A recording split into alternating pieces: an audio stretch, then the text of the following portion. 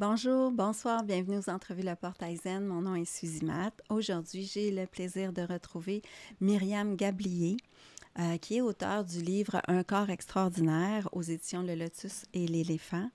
Myriam, tu es psychopraticienne, formatrice en thérapie psychocorporelle et tu es co-directrice de l'Institut de formation Arborescence. Alors, bienvenue à mon émission, Myriam. Merci, merci, merci pour cette invitation et j'ai grand plaisir à partager un moment avec toi, avec vous. Vraiment, grand plaisir d'être là. Oui, moi j'avais très hâte de discuter avec toi parce que pour moi, l'importance du corps est primordiale dans notre cheminement spirituel, dans notre cheminement personnel. L'importance de comprendre notre corps, l'importance d'y revenir, puis ce que j'ai aimé dans ton livre, parce qu'il y a beaucoup d'informations, beaucoup d'historique, d'histoire. On va chercher la raison pourquoi, peu à peu, dans l'histoire, on s'est détaché du corps, c'est devenu comme une machine biologique. Et je trouve on se bat un peu avec ce concept-là qui nous a été intégré très jeune par la société, par l'école, par nos parents. Et c'est en ce moment, dans ma vie présente, puis je pense que peut-être pour beaucoup de gens, ben là, on revient tranquillement avec cette importance-là de voir qu'on n'est plus juste un corps, qu'on est une âme, on est énergie. Alors, donc, bienvenue, Myriam. Oui, alors c'est vrai que ça fait plusieurs décennies que le corps, le sujet du corps est revalorisé, on va dire, dans notre culture et on voit dans le milieu du développement personnel, des thérapies, que voilà, on se rend compte qu'on ne peut plus faire sans le corps. C'est vraiment une dimension sur laquelle on ne peut plus faire l'impasse. Et puis on voit l'émergence de plein de techniques, la méditation, le yoga, les Oui, massages, les pratiques corporelles en tout genre. Donc on peut dire que le corps a le vent en poupe. Mais effectivement, comme tu l'as très bien souligné, le problème, c'est que en fait, on ne sait plus très bien de quoi on parle quand on parle du corps, parce que notre culture académique nous décrit un corps qui est une machine biologique, comme tu l'as très justement dit.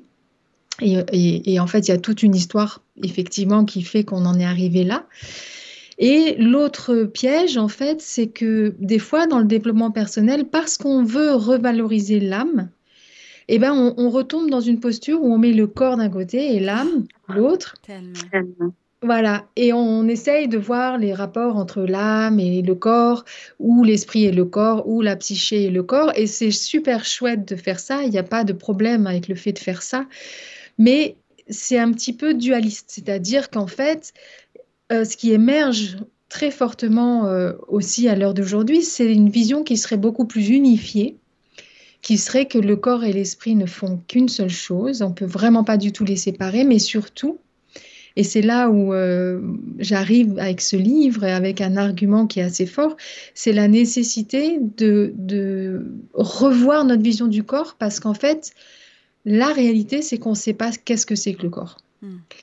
C'est ni une machine biologique, ça n'est ni juste une enveloppe pour l'âme, c'est encore autre chose. Et c'est là où c'est hyper intéressant parce que on est obligé de complètement décaler notre regard par rapport au corps. Et ça ouvre des horizons vraiment intéressants et vraiment super. C'est vraiment, j'ai envie de dire que ce qui se joue derrière tout ça, c'est de réenchanter le corps et donc de réenchanter le monde. Mhm. Donc l'enjeu derrière, en fait, c'est de réenchanter le monde. C'est-à-dire que quand on a juste le corps d'un côté et l'âme de l'autre, Ouais. on est avec un corps qui est mort et c'est l'âme qui est porteuse de la vie. Et quand on est avec un corps qui est unifié, eh ben, on réenchante la matière et donc on réenchante le monde. Mais bien sûr, ce corps, ça peut pas être juste une machine biologique, ça doit être encore autre chose. Myriam, je vais juste te demander de baisser un petit peu ton son en arrière de toi parce que je m'entends Oui. en écho. Euh, donc, toi, t'en es venu à vouloir écrire ce livre-là, mais on doit mentionner, parce que quand j'ai lu ton livre, je m'attendais à ce qu'on parle un petit peu plus d'énergétique ou tout ça. Et là, ce que j'ai vu ce matin, puis là, tu me le confirmes, c'est que toi, tu as déjà écrit un livre aux éditions Le Lotus Éléphant, les mystères de la conscience. Alors, c'est pas ce que tu abordes, mais tu as déjà abordé sur ça auparavant. Mais c'est vraiment super que tu mentionnes cet autre livre parce qu'en fait, les deux sont très complémentaires, Voilà. effectivement. Donc, il y a quelques années, j'ai une personne de chez Hachette, hein, le Lotus et l'éléphant, qui est venue avec un projet qui voulait un livre sur la conscience. Mhm. Parce que c'est vrai qu'on entend beaucoup parler de conscience et on ne sait pas toujours de quoi ça parle. C'est-à-dire on a tellement de choses. La conscience, c'est un petit peu comme un sac fourre-tout dans lequel on met d'aspects différents. Et elle voulait un livre qui permette de cartographier c'est quoi la conscience et notamment qui aille aussi explorer les états élargis de conscience et les phénomènes hors normes de la conscience. Donc dans ce livre, je traite beaucoup effectivement de tout ce qui va être la télépathie, la voyance, la précognition, les états de transe, entre autres, hein, parce que je couvre tout le champ de la conscience. Et donc quand j'ai écrit ce livre sur le corps, eh ben, j'ai pas répété des choses que j'avais déjà dit dans le premier livre. Mhm. Donc là, on est vraiment plus sur le versant corporel, mais on est aussi avec beaucoup de cas extraordinaires, c'est-à-dire que ce livre montre que le corps a des performances hors normes qu'on ne comprend pas, Ouais, surtout si on a une vision biologique du corps. Donc il y exact. a plein de cas assez dingues, hein, vraiment Ouais. des cas complètement fous, quoi. Mm. Mais je les ai notés à la fin, là, parce que c'est un petit peu plus à la fin de ton livre. Euh, donc, comme je voulais pas que l'on fasse une entrevue trop volumineuse, trop longue, je vais laisser aux gens le plaisir de lire ton livre, mais j'ai des points que j'ai aimés, tu sais, que j'ai appris. Et c'est tout un cheminement de voir, qu'il y a eu tout un cheminement au niveau de la pensée, au niveau, tu sais, des philosophes. Ensuite de ça, il y a la religion qui s'est mêlée là-dedans, le bouddhisme et tout ça, pour voir en fait, d'où on part, d'où ça part. On n'était pas, au début, on n'était pas vraiment un corps, on était comme assimilé avec la nature, on n'était pas vraiment comme considéré, on se considérait pas, l'humain se voyait pas comme un corps.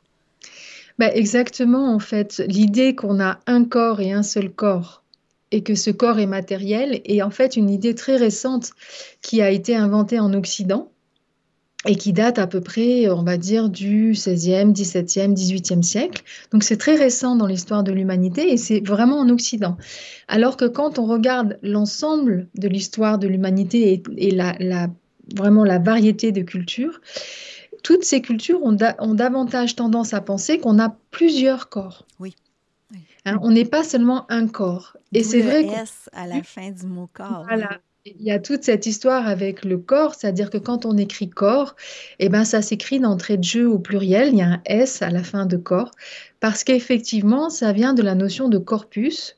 Et un corpus, c'est un assemblage de différents supports qui traitent d'un même sujet. Par exemple, un corpus de savoir, on pourra avoir des livres, on peut avoir des films, on peut avoir des enregistrements audio, des parchemins. Donc, c'est des supports qui sont très, très différents, mais qui sont rassemblés parce qu'ils traitent d'un même sujet. Et en fait, c'est là où c'est génial parce que l'orthographe du mot corps nous indique qu'il faut davantage avoir une vision multiple du corps, c'est-à-dire imaginer qu'on a plusieurs corps, comme l'ont fait toutes les cultures à travers l'histoire et à travers le globe, en fait. Et c'est là où l'Occident a tout resserré, en fait, a resserré l'être humain sur un seul corps et à partir du XVIIIe siècle, un corps qui est juste une machine biologique et à ce moment-là, l'homme perd son âme.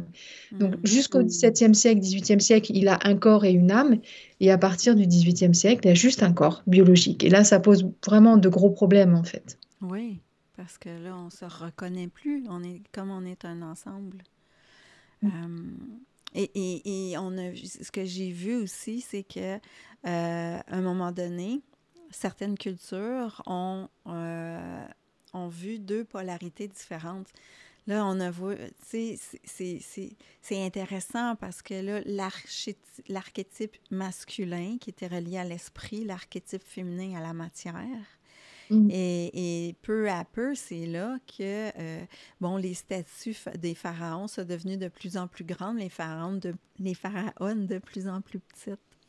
Bah, effectivement, ça va prendre au tout début, on va dire, hein, à la nuit des temps de l'humanité. On est dans des postures animistes où l'homme n'existe pas comme une chose en dehors du monde, hein. C'est ce que tu as expliqué tout à l'heure. On est totalement imbriqué dans le réel et on est un peu en fusion avec le réel.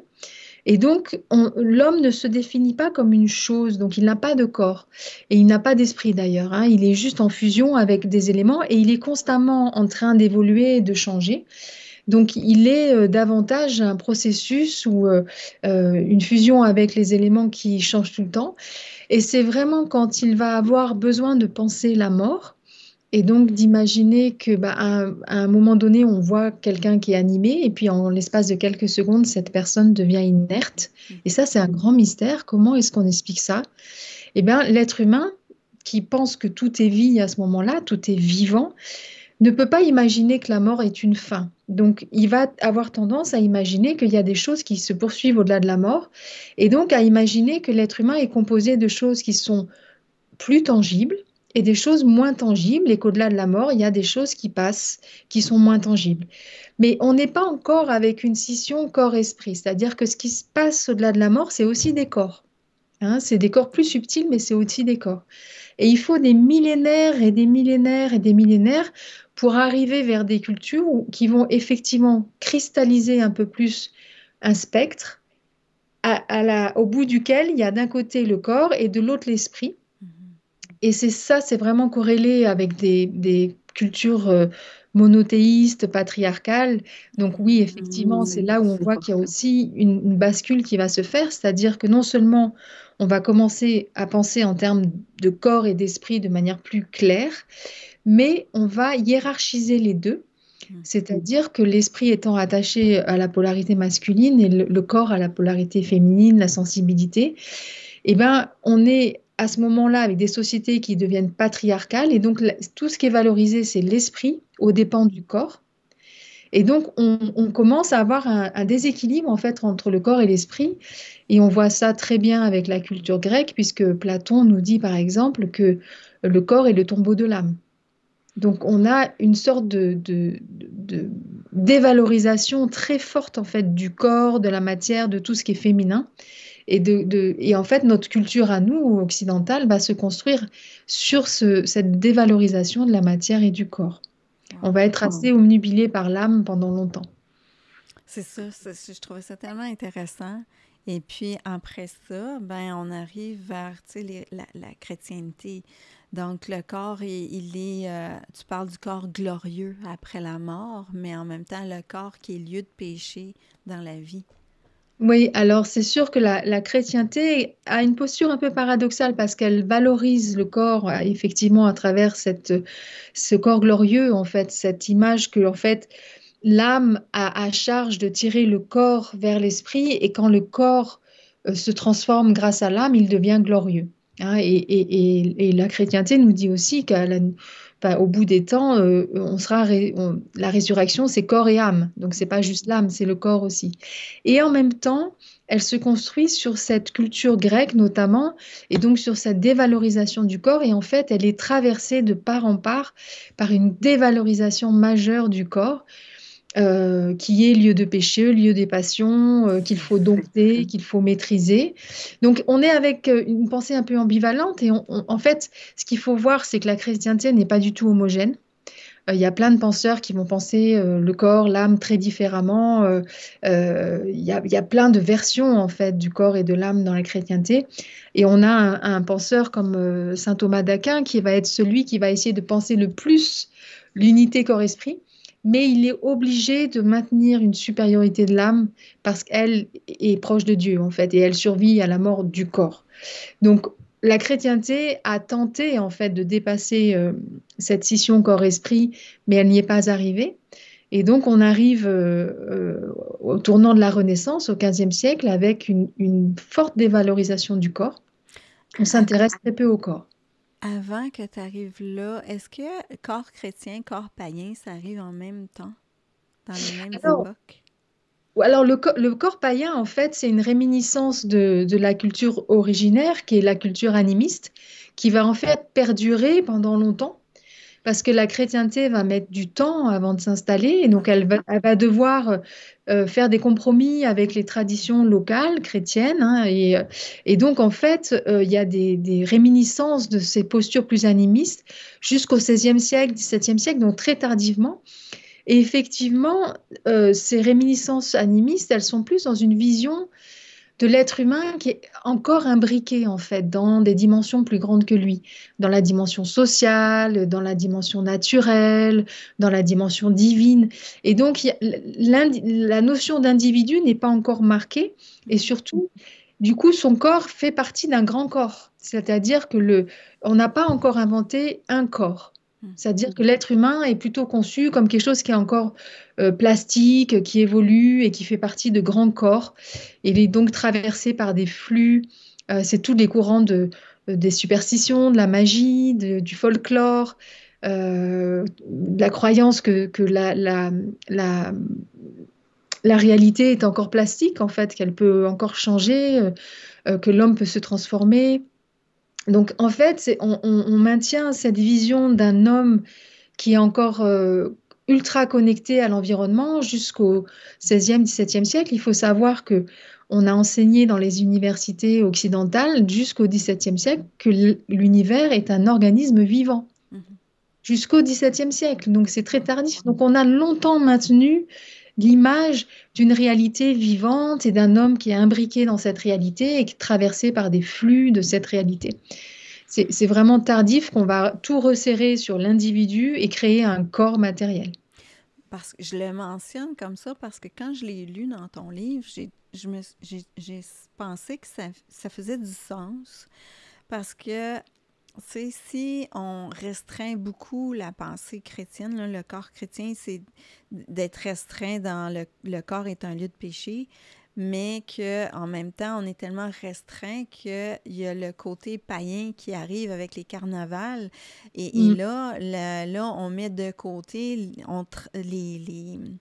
les lois habituelles, puis là, Ah, on c'est génial. traverse le corps. Est-ce que je me trompe ou c'est ça? Non, non, c'est vrai que le carnaval, c'est un super exemple parce que, en gros, le carnaval, pendant, bah, ça dépend, 3 jours, une semaine, Oui. on va mettre un masque et donc on perd la persona sociale. C'est-à-dire qu'on est tous au même niveau, les statuts sociaux sont oubliés et donc on devient juste un corps qui fait partie d'un grand corps parce que les carnavals, c'est aussi des moments de fête et donc on boit, on consomme des substances, de la bonne nourriture, du bon vin et puis parfois d'autres substances.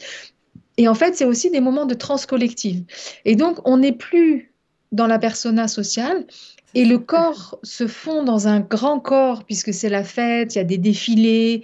Et donc là, on a vraiment le maintien de cette idée que le corps de l'être humain n'est qu'une partie prenante d'un grand corps. Mm. Et surtout que quand on rentre en transe, on rentre dans des états de transe collective qui permettent d'être à l'unisson en fait avec ce grand corps C'est ça. pendant quelques jours. Donc c'est super, j'adore cet exemple. Donc, c'est ce qui m'a marqué de ça. Et il donnait libre cours à ses pulsions parce que, tu sais, quand on pense à tout ce qui est chrétien, on est. Voilà. Mm. Puis on est encore. Il y a encore des gens qui ont ces idées-là. Alors, Oui, ben ça sera maintenu, hein, très longtemps, mais encore jusqu'au XXe siècle, XXIe siècle, ouais. c'est-à-dire cette morale qui va être posée sur le corps et aussi ce contrôle des masses par le contrôle individuel, c'est-à-dire il y a plein de philosophes qui se sont penchés sur la question de voir comment, en contrôlant le corps des individus, on pouvait contrôler leur esprit et faire que ce soit qu'ils soient plus obéissants à l'ère industrielle, par exemple. Il a fallu voilà, qu'on devienne plus fonctionnel et qu'il y ait un contrôle de masse qui s'est vraiment, on va dire, accentué. Mm. Et c'est vrai qu'il y a aussi une grosse morale qui est posée sur le corps, les pulsions, la sexualité. Faut bien se tenir, Mhm. faut se Faut pas, débarrasser. faut pas péter, roter. Voilà, exactement. Et puis c'est là où on voit aussi un changement au niveau de l'hygiène, c'est-à-dire, voilà, courant du 19e siècle. À la fin, enfin, au courant du 19e siècle, on se lavait une fois par semaine et c'est déjà un grand progrès par rapport à avant. Au 20e siècle, on prend une douche par jour, voire deux douches par jour. Donc il y a aussi tout un rapport à l'hygiène et au corps qui change. Au 20e siècle, le corps va être surmédicalisé. Hmm. C'est-à-dire, on va vraiment plonger, étudier le corps, connaître son anatomie jusqu'au fin fond de ce qu'on peut trouver. Donc, on a des gros changements au niveau de notre regard sur le corps, mais Mhm. qui sont aussi assez restrictifs. Tu vois, je ne l'ai pas écrit dans mes notes, mais je me rappelle bien quand tu mentionnes que le corps, il devient un peu comme euh, avec des parties mécaniques, donc il devient un peu comme robotique. Ben, oui, Je parce dis pas ça comme ça, mais... voilà, la science médicale fait quand même des prouesses incroyables et il faut savoir le reconnaître, hein. C'est incroyable. On peut changer des membres, on peut faire des implants dentaires, changer C'est des yeux. ça. Enfin, et Mhm. donc, on est des êtres, on est déjà des êtres humains perfectionnés, mais bien sûr, derrière, il y a aussi toute une mouvance qui va penser qu'un jour, on pourra même se débarrasser du corps, qu'on va numériser la conscience Mhm. et que finalement, le corps, c'est un peu désuet, quoi. On va pouvoir s'en débarrasser. Alors, bien sûr, euh, il y a plein de philosophes qui ont démontré que ça ne sera pas possible parce qu'il y a une grosse confusion. On ne pourra jamais numériser la conscience parce que la conscience, c'est pas une suite de données, c'est Mhm. une expérience sensible. Mhm. Donc, ça n'a rien à voir en fait. Donc, on ne peut pas numériser une expérience sensible. Mais effectivement, on a toutes ces créations de l'intelligence artificielle qui sont très performantes. Ça n'empêche pas ça. Mais en tout cas, on ne pourra jamais rendre ces machines conscientes parce que la conscience, c'est pas une banque de données, c'est encore autre chose. C'est de la sensibilité. C'est ça. Et la conscience, ça fait pas partie du corps. Ah si, mais justement, en fait, c'est là où, en fait, je vais le faire très très vite. Ouais. On a commencé à dissocier le corps et l'esprit. Mhm. Donc, on a le corps en bas, on a l'esprit en haut, et puis on les a vraiment très dissociés. Et puis, au XVIIIe siècle, on enlève l'esprit, il reste plus que le corps, et on dit que c'est le corps qui produit la conscience. Mais comme on a un corps qui est mécanique, ça marche pas. Et en fait, maintenant, on a des nouvelles pensées qui disent qu'il faut complètement réunifier les deux. Et auquel cas, le corps n'est pas juste une machine biologique, c'est vraiment une expérience sensible qui se donne à nous et qui donne l'apparition de tout ce qu'on appelle le corps, c'est-à-dire la matière, l'énergie, la sensibilité, les émotions, mais que tout ça, en fait, c'est tout intriqué. Donc le corps, c'est de la conscience. Hein, ça, c'est vraiment, c'est-à-dire on n'est C'est comme plus. si la conscience fait partie de toutes les petites parties du corps, de toutes les cellules. Voilà, mais surtout que le corps, c'est la conscience, c'est le corps. Et c'est là où c'est Oh, compliqué pour nous, ouais. parce que tout notre langage est structuré de manière dualiste. On n'a pas de mots qui parlent du corps conscient. On est obligé de mettre deux mots. On est obligé de dire le corps conscient. On n'a pas un mot qui réunit vraiment les deux. Ah, Et c'est wow. là où c'est très compliqué parce qu'en fait, on a toutes les mouvances très pionnières, très novatrices aujourd'hui. Elles disent qu'il faut vraiment penser encore une troisième chose qui serait corps et esprit en même temps. OK. Donc c'est assez révolutionnaire en fait. Oui, c'est hyper Mais c'est, intéressant ce que tu dis là. voilà, mais Euh, pour nous, mm, c'est compliqué parce que on est tellement structuré pour dire qu'il y a un corps et un esprit que. ouais. Puis il me semble que j'ai vu, parce que j'écoute beaucoup de podcasts, beaucoup de neuroscientifiques, et tout ça, et tout ça, et tout ça, et il me semble que j'en ai entendu quelques-uns dire que la conscience est pas dans le corps, mais c'est comme si le corps est une antenne pour la conscience. Ben, c'est Tu là où c'est vois, encore compliqué parce que du coup, on dit encore qu'il y a un corps et qu'il y a une conscience deux séparés. qui est séparée. Et en fait, Alors, C'est plus logique ce que tu dis, je attends, trouve. je reprends Ouais. parce que La raison pour laquelle on a des scientifiques qui disent que la conscience n'est pas dans le cerveau, Mm.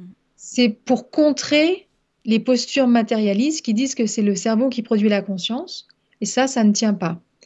Donc là, on a des gens qui disent non, mais la conscience, elle est beaucoup plus grande que le cerveau, elle est partout. Mhm. Et ça, c'est vrai. Mais on ne peut pas dire qu'il y a un corps antenne et une conscience autour, parce que le corps, c'est aussi de la conscience en lui-même. Donc en fait, tout est conscience.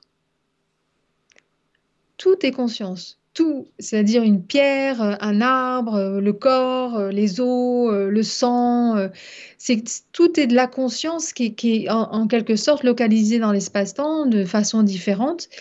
Et donc le corps, c'est la conscience.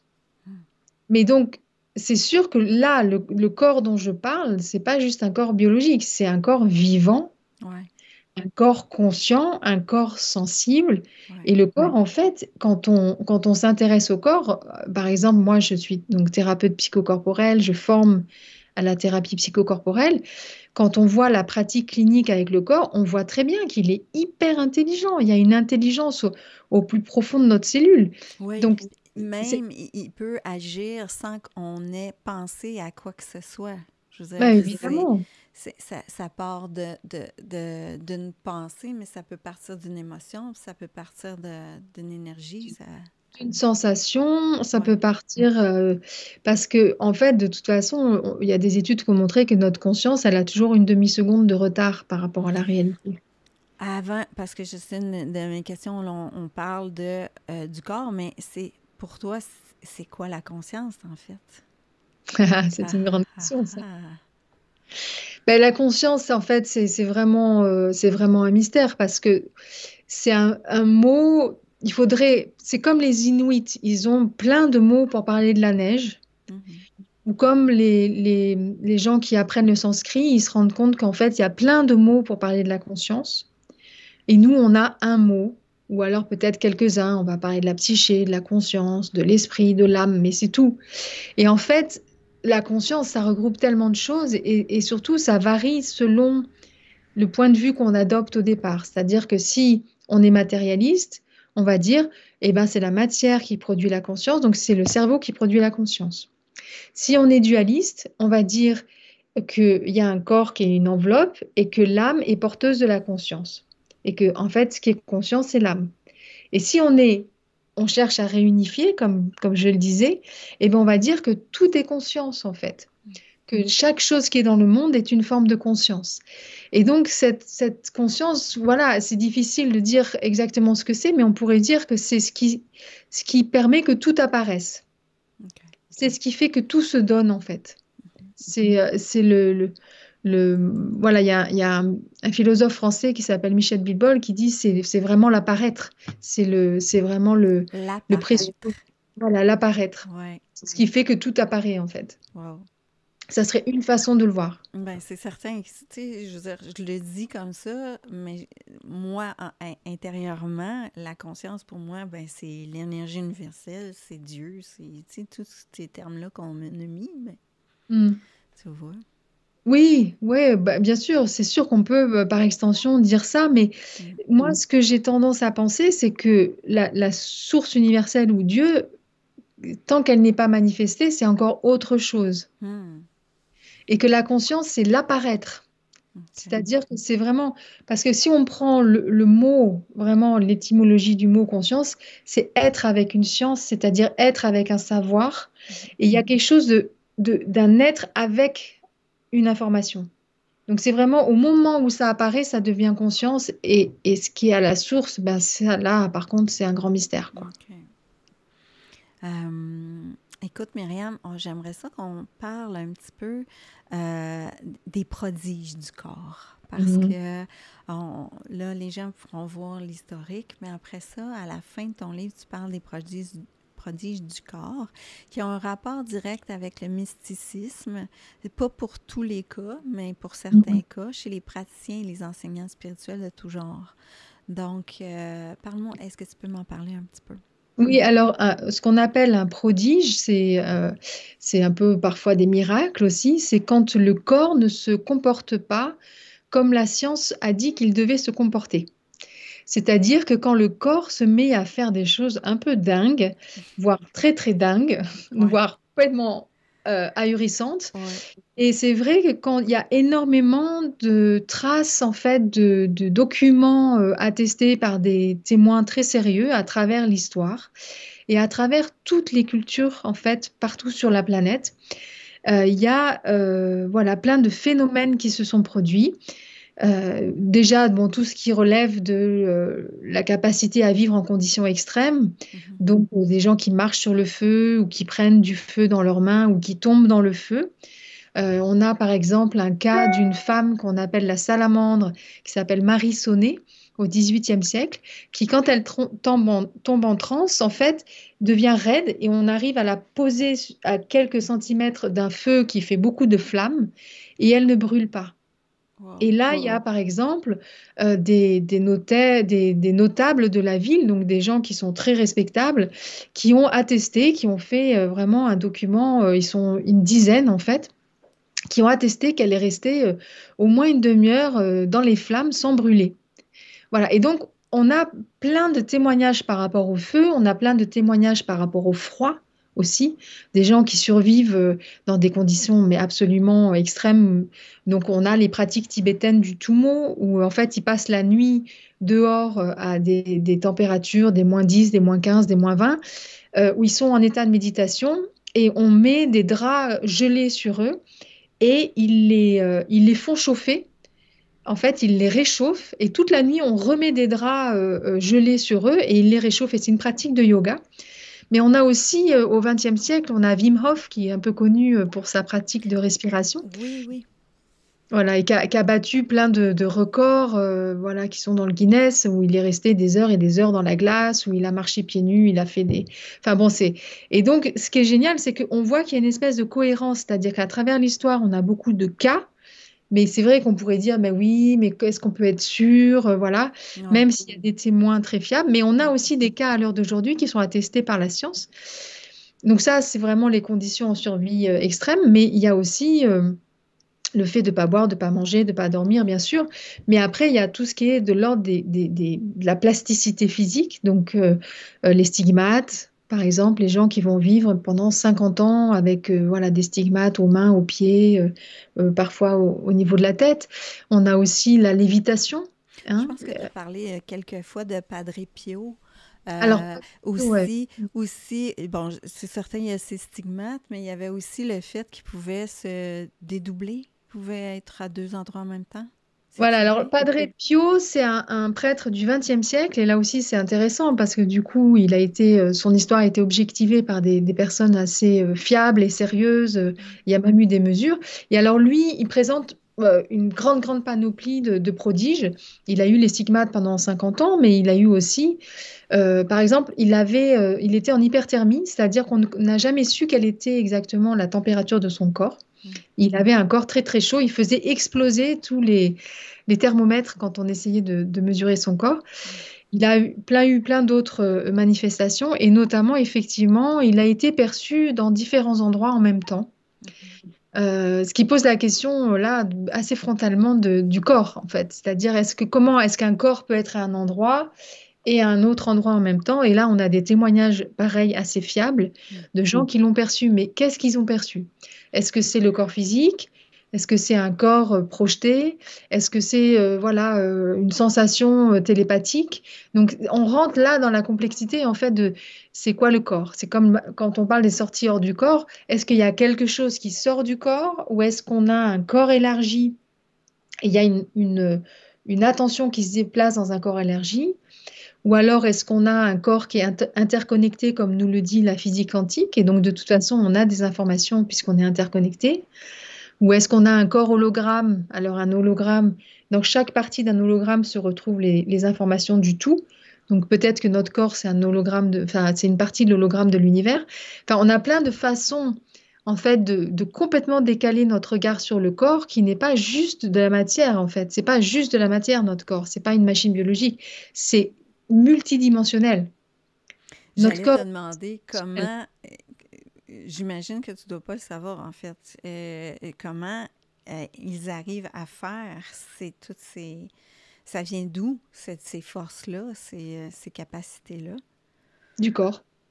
Donc, eh ben, tu sais, par concentration, par demande, Alors, alors, effectivement, beaucoup de ces cas se retrouvent, comme tu l'as dit tout à l'heure, dans la littérature mystique. C'est-à-dire qu'on se rend compte que les mystiques sont souvent des prêtres ou des gens qui appartiennent à des mouvances spirituelles, hein, ça peut être partout sur la planète, et qui ont une pratique régulière, c'est-à-dire ils ont une ascèse régulière. Et ce qu'on voit, c'est que toutes les ascèses, de toute façon, touchent au corps. Un travail sur la respiration, un travail sur la répétition de certains sons, un travail sur la répétition de certains gestes, un travail de jeûne ou de diète ou de transe, de Ah, danse, de mouvement.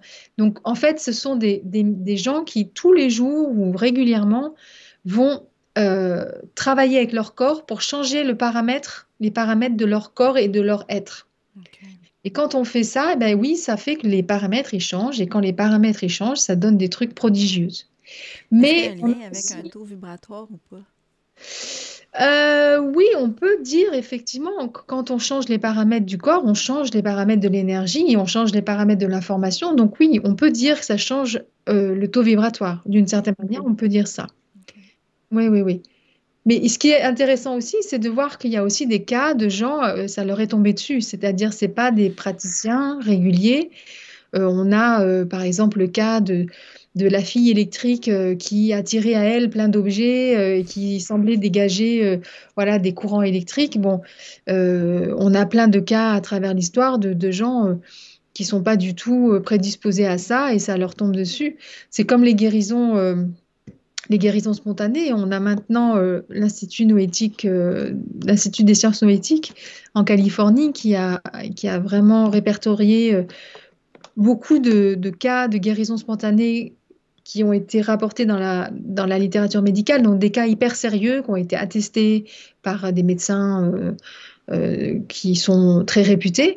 Ils ont quand même répertorié 3500 cas de guérison miraculeuse.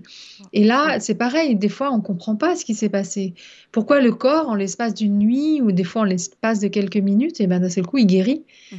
Donc, on pense que ça a quelque chose à voir avec l'état de transe quand même, hein, mais c'est-à-dire que le fait de changer les paramètres de l'être, ça peut changer les paramètres de son corps multiple. C'est-à-dire que nous sommes un corps multiple. On a tellement à apprendre. C'est fou. On a tellement à évoluer. Euh, Écoute, Myriam, merci beaucoup de notre entretien. Avec grand- Je vais vraiment laisser aux gens l'opportunité de découvrir ton livre Mm. et également ton livre précédent sur les mystères de la conscience parce Oui. que si j'avais su avant, je t'avais connu avant, j'aurais sûrement voulu qu'on en parle en entrevue. Oui. Euh, donc, Oui, et oui, je voudrais juste rajouter que c'est pour ça que c'est important de travailler avec le corps en thérapie ou oui. de s'intéresser au corps. C'est parce qu'en fait, le corps, c'est vraiment un dispositif qui est multidimensionnel, hein, et Mhm. c'est vraiment à partir du corps qu'on peut accéder à plein de dimensions. Je crois Wow. que ça serait ça vraiment l'idée clé. Puis C'est que ça, le c'est ce corps. que tu fais, toi, comme dans ton métier. Qu'est-ce Mais que tu oui. fais au juste pour travailler avec le corps? Eh ben, j'accompagne des gens dans le ressenti corporel, c'est-à-dire de vraiment descendre dans la présence corporelle pour écouter le corps. Oh, C'est-à-dire que le corps nous parle. D'ailleurs, j'anime un stage qui s'appelle Votre corps vous parle. ah, Un j'adore stage ça. de 3 jours, c'est un stage C'est expérience. en personnel, en vrai, en personne. En personne, Mais j'imagine. oui, c'est sur place, mais oui. Ouais, Et c'est si cool. jamais il y a des Français qui nous écoutent, ou Ouais, alors s'il y a des Québécois qui ont envie de venir, vous êtes vraiment les bienvenus. J'aurai grand plaisir à vous accueillir. ouais. Mais donc, c'est 3 jours où je vous emmène en fait dans une plongée sensorielle pour écouter ce que le corps nous dit. Parce que comme le corps est multidimensionnel, il nous parle de notre état dans l'instant présent, il nous parle de notre passé, parce qu'il se souvient de tout. Il nous parle aussi de notre famille, de notre culture. Il nous parle des dimensions transgénérationnelles. Et puis aussi, il nous parle de tout ce qu'on appelle le transpersonnel, c'est-à-dire la connexion au règne du vivant, au règne animal, au règne végétal, à l'ensemble de l'univers. Et donc, en fait, quand on descend, quand on écoute le corps, on peut voyager dans toutes ces dimensions parce que le corps sait tout ça. Ah, wow. Ah ouais, c'est génial. Quand on change notre vision du corps, en fait, d'un seul coup, on se rend compte que quand on descend dans le corps, on accède à toutes ces dimensions-là. Mhm. Et c'est génial. Ouais.